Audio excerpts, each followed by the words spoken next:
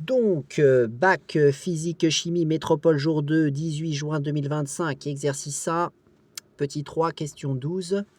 Donc, on étudie un film plastique et pour analyser son épaisseur, on a réalisé l'envoi d'un rayonnement sur ce film plastique et avec les phénomènes de réflexion et de transmission, on a pu diviser ce rayon en deux rayons qui ont fait ensemble des interférences et nous analysons les interférences en question et on nous définit ici ce qu'on appelle l'ordre d'interférence P qui est dans le cas général défini comme le rapport P est égal à delta sur lambda, avec lambda qui est la valeur de la longueur d'onde du rayonnement monochromatique du rayon initial, et delta qui est la différence de chemin optique entre les deux rayons qui se rencontrent et créent les interférences. Et il nous explique également que P est égal à cette relation mathématique qui est bêta fois E film sur lambda plus 1,5. Voilà. Avec donc lambda toujours la longueur d'onde, bêta qui est une certaine constante qu'ils nous ont définie dans l'énoncé, et E film qui est l'épaisseur du film, voilà, et l'ensemble plus 1,5. Et dans la question 12, on nous dit de préciser en justifiant sans calcul le phénomène observé lorsque le rapport bêta fois E film sur lambda est un nombre entier. Donc, ce que l'on va pouvoir expliquer comme cela, c'est que un nombre entier, donc c'est un nombre sans virgule. Donc, si bêta fois E film sur lambda qui est égal à k est un entier, que l'on a appelé k, voilà, on va pouvoir à partir de cela exprimer P. Donc la valeur de P va donc être égale à K plus 1,5.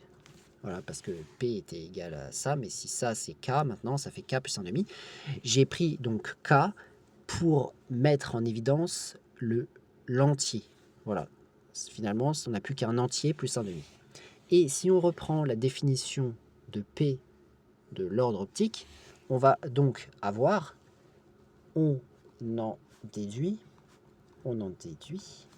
sachant que P est égal à delta sur lambda, que, eh bien, K plus 1,5 est égal à delta sur lambda, comme cela, puisque c'est assez logique. Donc P, c'était K plus 1,5, donc si P est égal à delta sur lambda, eh bien P, on le remplace par K plus 1,5, ici, voilà. Et on arrive par conséquent à quoi? Eh bien, on va passer le lambda de l'autre côté et on obtient delta est égal, donc je multiplie par lambda des deux côtés et ça va me donner delta est égal à k plus 1,5 fois lambda. Voilà, parce que j'ai multiplié par lambda des deux côtés. Et ça rappelle quelque chose. Ça rappelle une information du cours, une règle du cours, une propriété du cours. La différence de chemin optique est égale à 1 entier plus 1,5 fois la longueur d'onde. La différence de chemin optique entre les deux rayons lumineux qui interfèrent est égale à 1 entier plus 1,5 fois la longueur d'onde des rayonnements. Si on le réécrit, delta est égal à k plus 1,5 fois lambda. Voilà. Et ça, qu'est-ce que c'est? Quand on a une différence de chemin optique qui est égale à 1 entier plus la moitié d'un entier, enfin plus une moitié d'une longueur d'onde. Si c'est égal à 1 entier fois la longueur d'onde, on est en présence d'interférences constructives. Pourquoi? Parce que les rayonnements se superposent de cette manière-là. Donc on a les sommets avec les sommets et les creux avec les creux.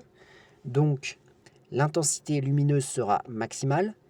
On a des interférences qu'on appelle constructives, mais dans notre cas ici, ce n'est pas le cas, puisqu'il y a un décalage entre les deux longueurs d'onde de la moitié d'une longueur d'onde. Et une longueur d'onde, c'est tout ça, hein. Donc on a un décalage de moitié de longueur d'onde. Donc ça, c'est pas ce qui se passe ici. Ça, c'est quand on a delta, delta est égal à k lambda.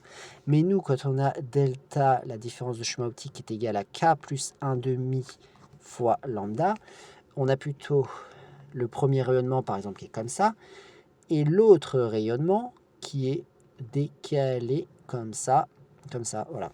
Ce qui fait que quand on est avec le maximum pour l'un, on est avec le minimum pour l'autre. Donc, si on additionne ces deux choses-là, ça donne 0. Ça donne une ligne droite.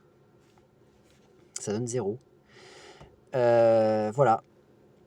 Par conséquent, quel est le phénomène que l'on observe? On a des interférences destructives.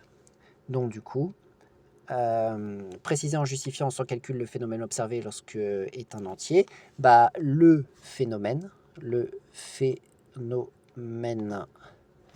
observé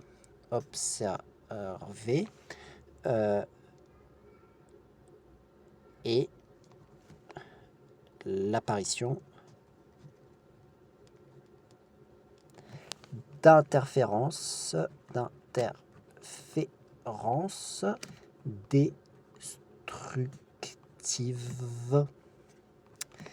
destructives si bêta fois E film sur lambda est un entier.